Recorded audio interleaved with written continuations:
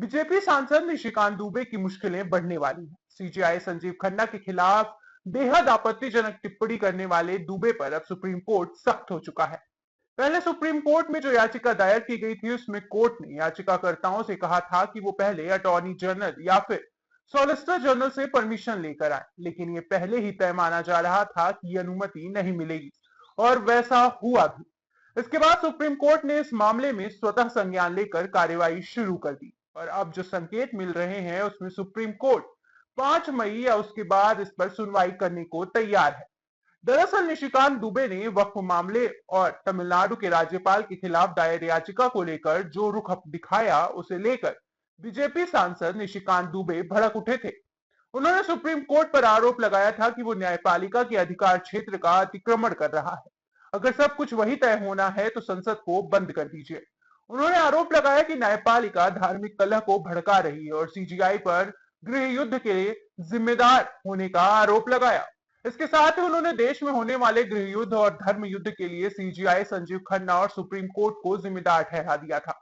उन्होंने आर्टिकल 377 पर अदालत के फैसले की भी आलोचना की और दावा किया कि इसने विधायी शक्तियों का अतिक्रमण किया है। उन्होंने कहा कि आप इस देश को अराजकता की ओर ले जाना चाहते हैं। दुबे की इस टिप्पणी के खिलाफ कोर्ट ने स्वतः संज्ञान लिया।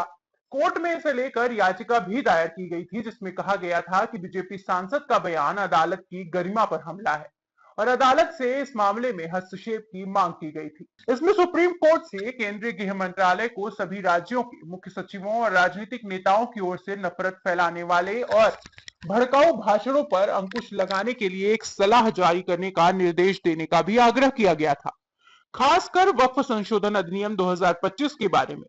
बीजेपी ने दुबे की टिप्पणियों से तुरंत खुद को अलग कर लिया। पार्टी अध्यक्ष जेपी नड्डा ने कहा कि यह टिप्पणी दुबे की निजी राय थी और इसे बीजेपी अदालत का पूरा सम्मान करती है। उन्होंने पार्टी नेताओं को इस तरह के बयान देने से भी आगाह किया, लेकिन निशिकांत दुबे ने इसके बाद भी सुप्रीम कोर्ट में कॉलेजियम व्यवस्था पर तीखा हमला कर दिया था और इसके बाद सुप्रीम कोर्ट ने इस मामले में सुनवाई तय कर दी। अब यह माना जा रहा है कि सुनवाई के दौरान कोर्ट निशिकांत दुबे के ऊपर सख्त एक्शन ले सकता है।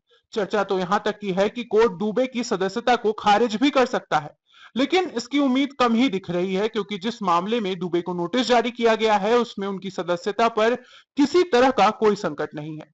वैसे निशिकांत दुबे ने जिस वक्फ बिल को लेकर कोर्ट पर तीखी टिप्पणी की थी उस पर जरूर 5 मई से सुनवाई शुरू हो रही है। वैसे यह भी कहा जा रहा है कि वक्फ कानून पर कोर्ट 1 सप्ताह में सुनवाई पूरी कर फैसला भी सुना सकता है। निशिकांत दुबे के मामले में जरूर सुनवाई कुछ दिनों तक चल सकती है। इस खबर पर अपनी राय हमारे कमेंट बॉक्स में जरूर दें।